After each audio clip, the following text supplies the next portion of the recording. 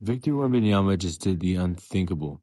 In an era where every NBA superstar fights for every last dollar, Wemby just intentionally walked away from $51 million.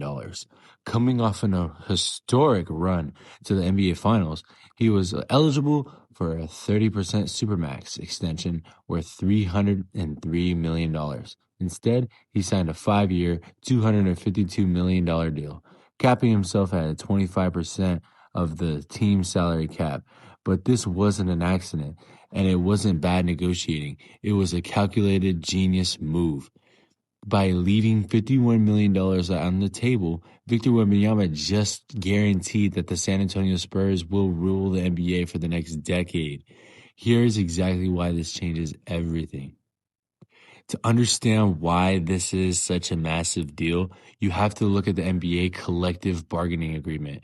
The league introduced something called the second apron. If a team spends too much money and crosses this line, they're essentially paralyzed. They lose their mid-level exceptions. They can't trade multiple players in a single deal, and their future first-round draft picks gets frozen at the end of the first round. We have already seen championship teams forced to trade away elite role players just to avoid these penalties. But Wemby looked at the rules and realized that taking that 30% supermax would eventually force the Spurs to break up their young core. By taking 25%, he gave the front office the ultimate cheat code, breathing room. And that brings us to the real beneficiaries of this $51 million sacrifice. Stephon Castle, Dylan Harper. Look at what these two guards bring to the table. Stephon Castle has developed into an absolute defensive nightmare for opposing backcourts, proving he is a fundamental piece. Then you have Dylan Harper, coming in as the number 2 overall pick, making the all-rookie first team, and stepping up massive in the finals against the Knicks. Eventually, both of these guys are going to need new contracts. If Wemby had taken the $303 million Supermax, the Spurs would eventually have to choose between keeping Castle or keeping Harper. Because Wemby took a pay cut, San Antonio can afford to pay both of them when the time comes. He secured his own backcourt for the next 5 years, but it doesn't stop with just the star guards. Building a dynasty requires a complete starting 5 and a deep bench. This is nothing to the Spurs. They are always good at this. This extra $51 million in cap space over the next 5 years allows the Spurs to keep vital role players and veterans who do the dirty work. And we can't forget about the draft picks.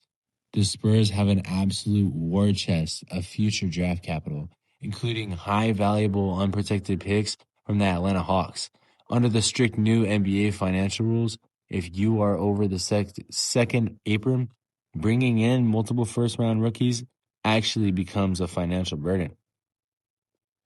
Wemby's discount means the Spurs can actually afford to draft and sign those players, or they can package those picks in a trade to bring an essential veteran star without blowing up the salary cap.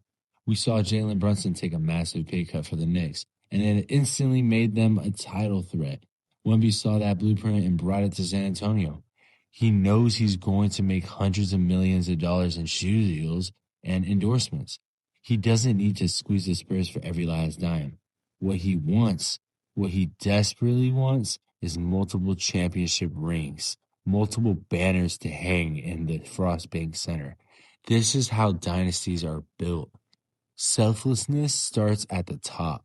Do you think the Spurs are guaranteed to win multiple rings now that Wemby saved them $51 million? Let me know your thoughts in the comments down below. Drop a like if you enjoyed this breakdown, and make sure you subscribe for more deep dives into the NBA. I'll see you in the next one.